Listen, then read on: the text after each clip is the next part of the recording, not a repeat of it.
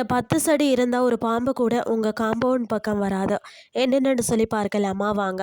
வீட்டை சுற்றி அழகான தோட்டம் அமைப்பது பலருக்கு மிகவும் பிடித்தமான பொழுதுபோக்கு. ஆனால் செடிகள் அடர்த்தியாக வளரும் போது தான் அங்கு ஆபத்தான ஊர்வன வருவதற்கான வாய்ப்புகள் மிக அதிகம்.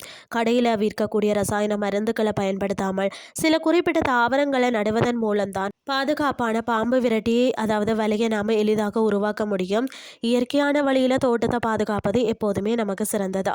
அதாவது நறுமணம் தரக்கூடிய செடிகளை பொறுத்த வரைக்கும் ஃபர்ஸ்ட்டு சாமந்தி செடியின் வேர்கள் பார்த்தீங்கன்னா மற்றது பூக்களில் இருந்து வழியாகக்கூடிய கடுமையான வாசம் ஊர்வனவற்றுக்கு சுத்தமாக பிடிக்கவே பிடிக்காது.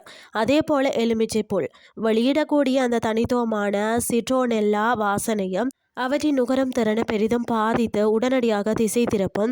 இந்த 2 அழகான தாவரங்களையும் வீட்டின் சுற்றுச்சுவரை ஒட்டி வரிசையாக நட்டு வைப்பது மிகவும் சிறந்த பாதுகாப்பை நமக்கு நிச்சயமாக வழங்கும். எனவே பார்த்தீங்கன்னா இவற்றை அவசியம் வளர்க்கவும். அடுத்தது பார்த்தீங்கன்னா புதினா மற்றது ரோஸ்மேரி. இந்த ஆகிய மூலிகைகள் வீட்டை சுற்றி எப்போதுமே நல்ல நறுமணத்தையும் பரப்பக்கூடிய திறன் கொண்டவை. அதே சமயம் இவற்றின் கூர்மையான வாசனை ஆபத்தான உயிரினங்களை அருகில் வரவே விடாமல் தடுக்கும் ஒரு வலுவான அரணாக செயல்படுகிறதா.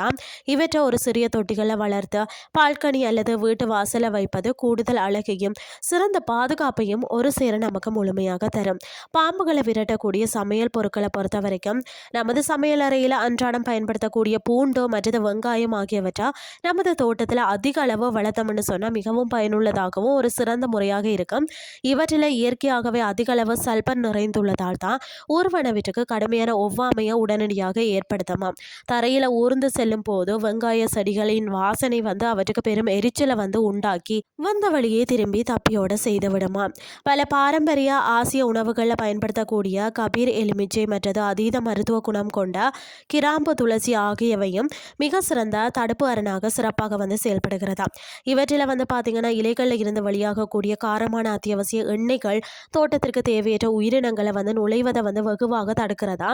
இதனை அதிக ஈரப்பதமான மண்ணில் சூரிய ஒளி படக்கூடிய இடங்களில் வளர்க்குறது மிகவும் எளிதானது. சளி இருமலுக்கு நாம் அடிக்கடி பயன்படுத்துறது என்ன? கைப்புறவழி இல்லையா? அந்த செடியின் அதீத காரமான வாசனையும் ஊர்வனவற்றை வீட்டை விட்டு விலக்கி வைக்குமா. மேலும் பார்த்தீங்கன்னா ஜிம்சன் வீட் எனப்படும் தாவரத்தின் கடுமையான துர்நாற்றம் மற்றது அதில் இருக்கக்கூடிய ஆல்கல் ஆயிடுகள் தேவையற்ற விருந்தினரை தோட்டத்திற்கு அறவே அனுமதிக்காதாம். இந்த மூலிகைகள் அனைத்தும் நமது குடும்பத்தின் உடல் ஆரோக்கியத்திற்கும் தோட்டத்தின் முழுமையான பாதுகாப்பிற்கும் ஒரே நேரத்தில் பெரிய அளவில் உதவுகிறதுன்னே சொல்லலாம். வரும் செடிகளை நட்டு வைப்பதோடு மட்டும் நமது முக்கியமான வேலை முடிந்து விடாத தோட்டத்தை எப்போதுமே காய்ந்த சறுக்குகள் மற்ற குப்பைகள் இல்லாமல் மிகவும் சுத்தமாக பராமரிக்க வேண்டியது மிகவும் அவசியமான விஷயமாகும். உடைந்த பழைய மரக்கட்டைகள் அல்லது பெரிய கற்களை குவியலாக சேர்த்து வைக்கிறத கட்டாயம் தவிக்கணும்.